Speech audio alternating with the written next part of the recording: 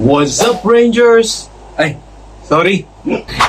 Welcome sa panibagong episode ng The Blue Ranger Vlogs sa ating channel. Ako ang nag-iisang Blue Ranger na inyong kagapay sa pag-review ng mga motorsiklo at scooters talagang kaibigan ninyo. And for today's episode, gusto ko lang i-share yung experience na nangyari sa akin na talagang nakakalungkot, nakakadismay, nakakadismaya, pero sa kabutihang palad ay na-resolve naman. And this is a heads up dun sa mga owners ng Honda Click, okay? Whether it's 125 or 150, basta version 2. Okay, panoorin ninyo to, yung mga nagbabalak maglagay ng top box, ng bracket. Okay, panoorin nyo to dahil may matututunan kayo sa video nito. At kung bago ka lang sa channel na ito, why don't you hit the like and subscribe button para lagi kang updated sa ating mga videos. At syempre, binabati natin yung almost 500 subscribers. Maraming salamat sa inyo. The last time I checked, it's 497 subscribers. Thank you so much sa inyo. Patuloy kayong manood. At syempre, kung wala kayo ay hindi rin ako magpapatuloy dito. Kaya maraming salamat. At panoorin ninyo ito hanggang dulo dahil marami kayong matututunan sa video na ito. Yung mga do's and don'ts at ipapaliwanag ko yan while the video is playing in the background. Okay? So, intro tayo, Rangers. Eto na!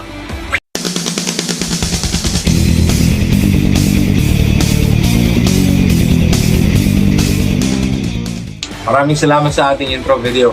At simulan na natin, Rangers. Eto na. Pasok!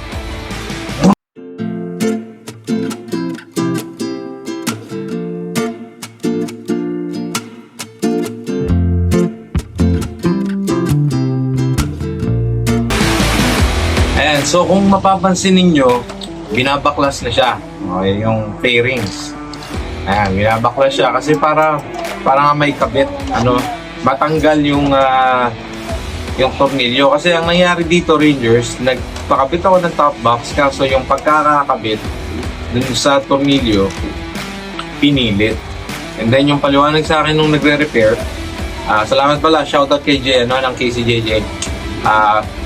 Sabi niya, habang pinipihit yung pagkaka-install nung tornilyo, umiinit yan. So kapag umiinit yan, ang tendency is mag-fit talaga siya papasok pero pilit, no? So ganun yung nangyari.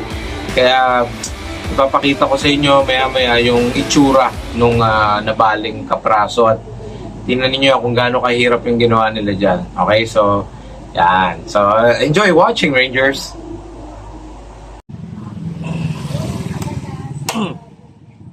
Yun, no?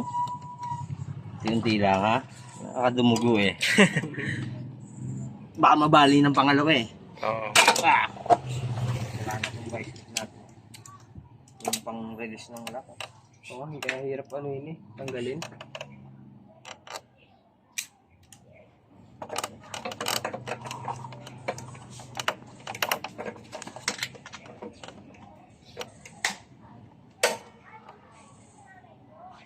Tilyos, oh. Grabe.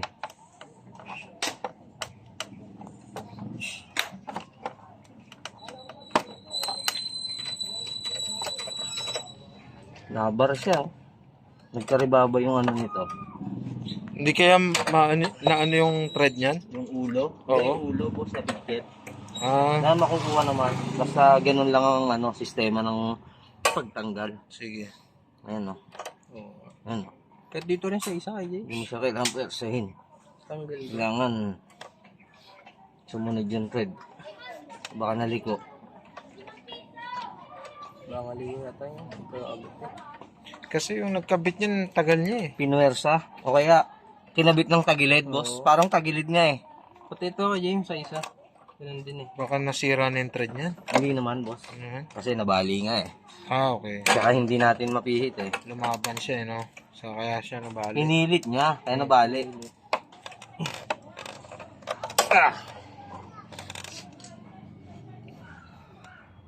Ngayon, ginagawa ko, inaayos ko rin yung thread niyo.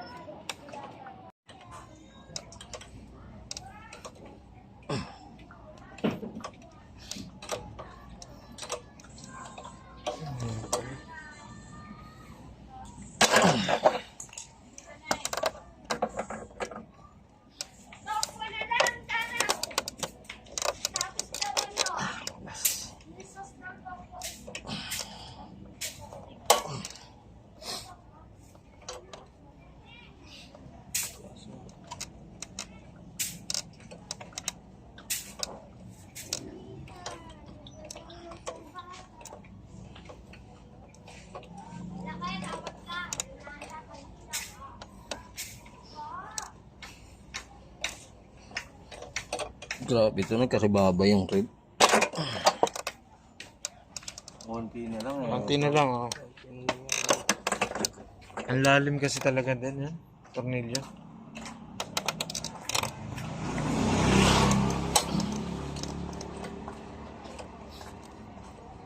Buti maganda ba yung script natin, yung ngipin? Bago.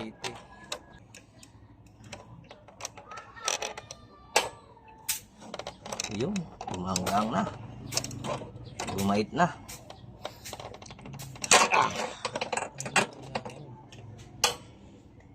Yun.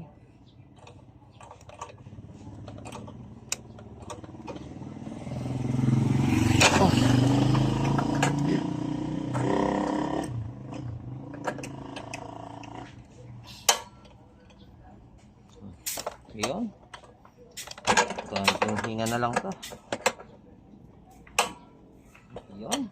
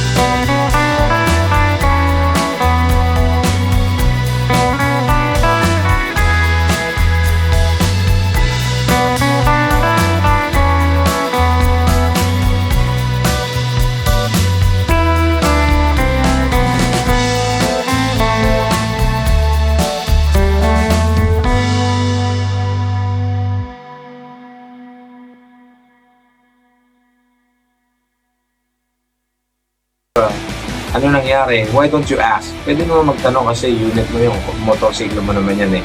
At perang pinaghirapan at pinagpawisan natin yan, Rangers. Kaya huwag natin iyang masaya. Alright, so in lamang, Rangers. Sa mga gusto mong pakabit ng top box, guruin nyo na, kasi yung akin kulay blue eh. Okay, so match din sa Honda Click ko. Okay, so in lamang, Rangers, hanggang sa susunod. Okay? Ride safe, stay safe, Rangers. Goodbye!